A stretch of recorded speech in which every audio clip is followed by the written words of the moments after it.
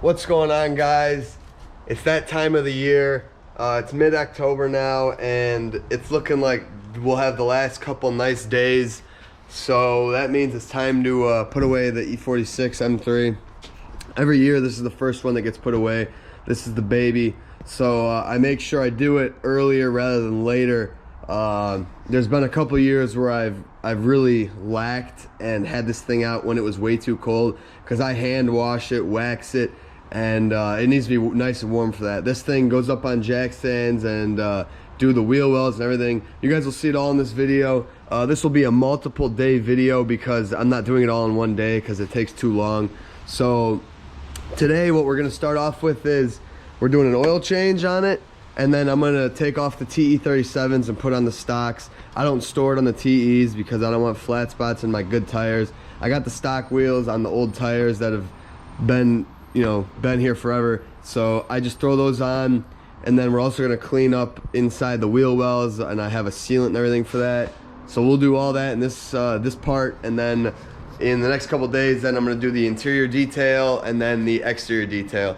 I'm not going to walk you guys through the oil change. If you need to know how to do that, there's videos online. So I'll just kind of film around, do some time-lapse stuff.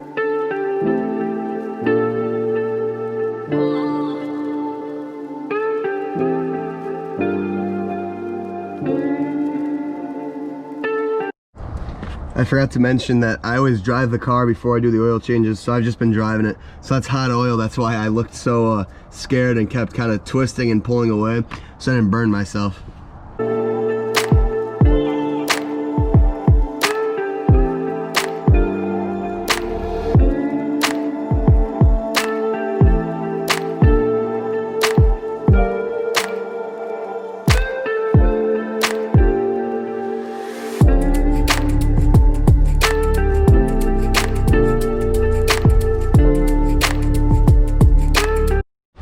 So for my E46, I use the Castrol Edge Supercar 1060. If you guys didn't know, I don't want to get into a whole thing here, but these cars were designed with Castrol TWS 10W60. That's what they ran back in the day.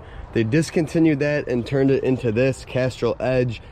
This is what the R8s take. So up until about this month, I used to always go to the Audi dealership because Audi would sell these at like $9.60 a quart or a liter, and everywhere else is like 15 bucks. But Audi is no longer using this. They switched over to Mobil 1, so now basically you can only get this at parts stores or whatever, and it's, like I said, 15 bucks. It's kind of expensive. I called my local Audi. They had 3 left, and she gave them to me at wholesale price since they couldn't do anything with them. So I got 3 of these for like $8, and then I had to go to the store and pay $15 for the other 3. So not bad, but it was a bit of driving, kind of wasting my time to save a few bucks, but whatever, gotta do what you gotta do. All right, so the oil change is done. Once I'm done doing everything under the car, I'll lower it and I'll check my levels, obviously. I'm winded, you could probably hear it in my voice.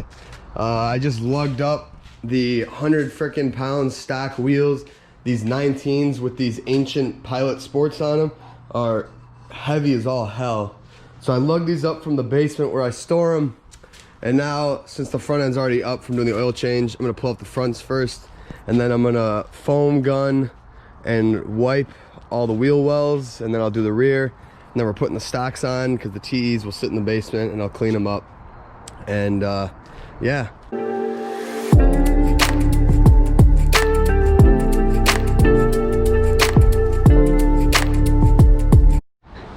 So maybe you could see, I'll grab the flashlight. These wheel wells actually stayed pretty clean in the 900 miles that this thing saw this year.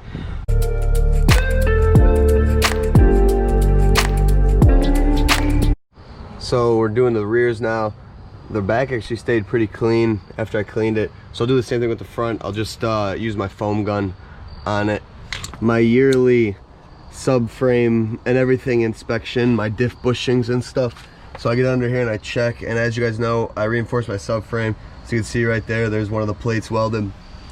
So I just check around all those points, make sure nothing cracked, check and make sure my diff bushings are good, and just, generally inspect the area, see if anything's out of ordinary. Everything looks good. I put about 950 miles on it this year, so I wouldn't expect it to not be good.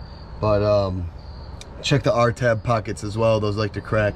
So yeah, I'm gonna rinse off these rears, then put back on the stocks, and then we're about ready for to call it a day for today.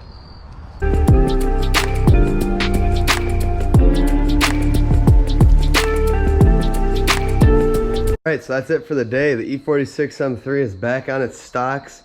Car really doesn't look bad on these stocks with it nice and low. You can't tell, but the front fitment is absolutely whack. But it's a good looking wheel for sure. But that's all done. Undercarriage is clean. Now I'm just going to clean up the TEs. I'm going to wash those so I can shove them in the basement. And then I will see you guys in the next segment of this video, which will be a few days from now. Alright, day 2. I just went and got a full tank of gas and put some fuel stabilizer in there. Do it every year. Treat the gas. Not sure if it's necessary for only like 6 months, 5 months of storage, but I do it anyway. So now on to the interior fun. The interior of this car, obviously, as you can see, is not very dirty, but I still wipe it down. I do the leather, condition the leather. So my regimen I use here. So I got the Adams leather and interior cleaner, and then I use a soft, very soft bristled brush, and obviously a bunch of microfibers.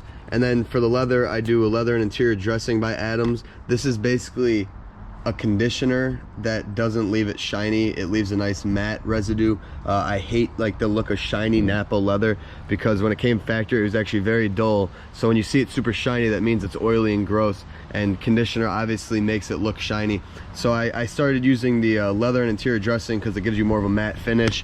I use a microfiber little cube here to wipe that in, and then for wiping down everything else, I use interior detailer. I'm going to use the Microban Adams. This is just what I have on hand. So I'm going to set up some time lapses, get that all clean for you guys, and yeah, and then obviously vacuum.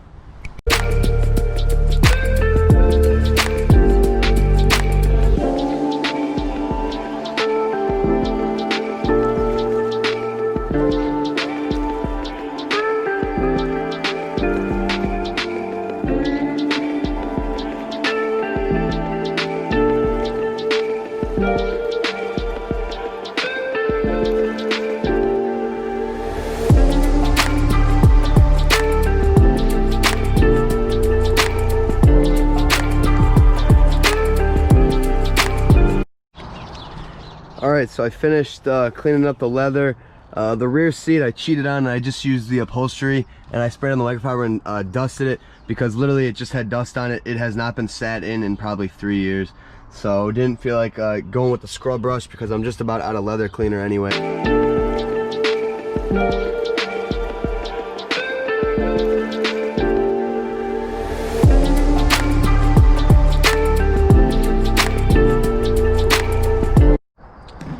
So you can see here, you can hardly even tell I put any dressing on it. It basically didn't change the finish at all. I might go around and do one more layer or whatever. All right, part 3 of getting the E46 away.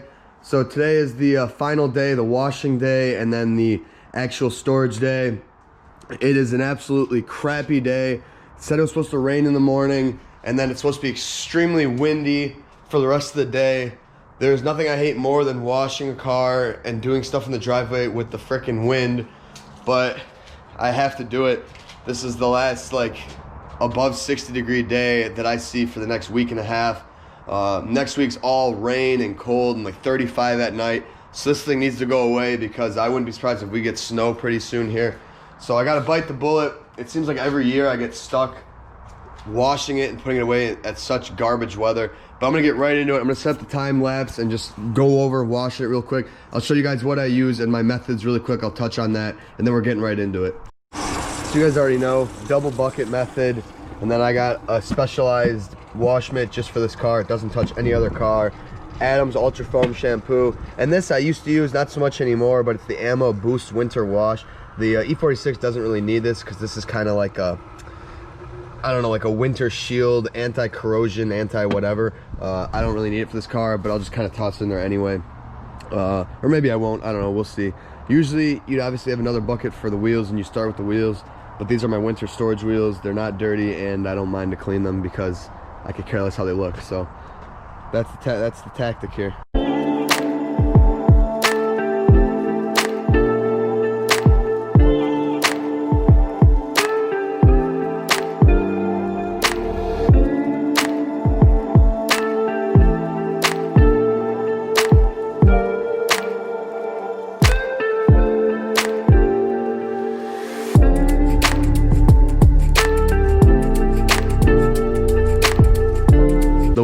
coming in full force. I finished up the wash, dried it, got it in the garage. I'm out of my wax, so I gotta run to the store. So I'm gonna shut up the garage, and then I'm gonna wax it inside. And then from there, I'm gonna make the mad dash to bring it. I actually stored it at my grandfather's house. He's got an open garage. That's where it goes. So I'm gonna make the mad dash over there, put it in there, and then I'll kind of go over the last bit of winterizing tips for a car that's gonna sit for you guys. So stay tuned.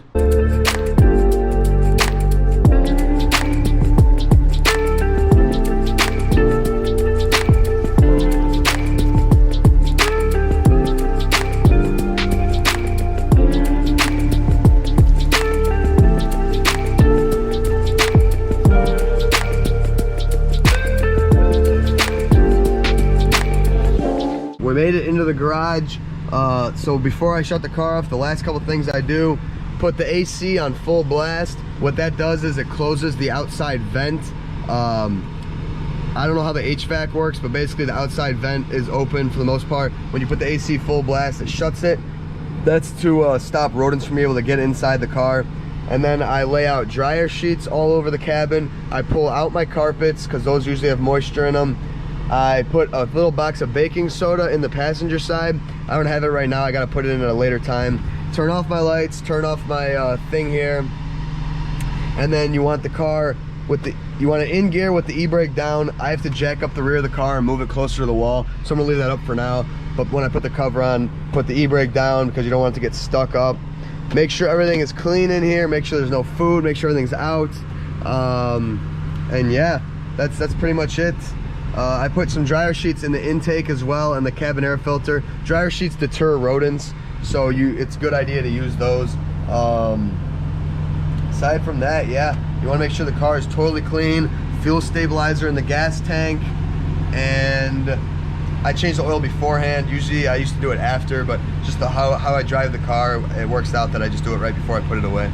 Oh yeah, leave the rear windows cracked. That lets moisture out, so it's not just kind of a hot box in here. It lets some air out, lets some air flow through it. And then yeah, put the cover on, and that's a wrap. So I'm gonna take the last couple of things and I'll show you guys the final product, which is the car under a cover. So not very exciting, but still.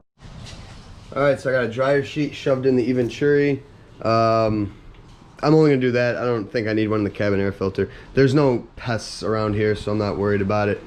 And then I also forgot another thing that I might not even do this year, but also shove steel wool in the exhaust pipes so nothing gets in there. I did that every year. I think this year I'm gonna skip it because, again, I'm really not worried about rodents. Someone walks through this garage every day, so it's not like it's in a barn.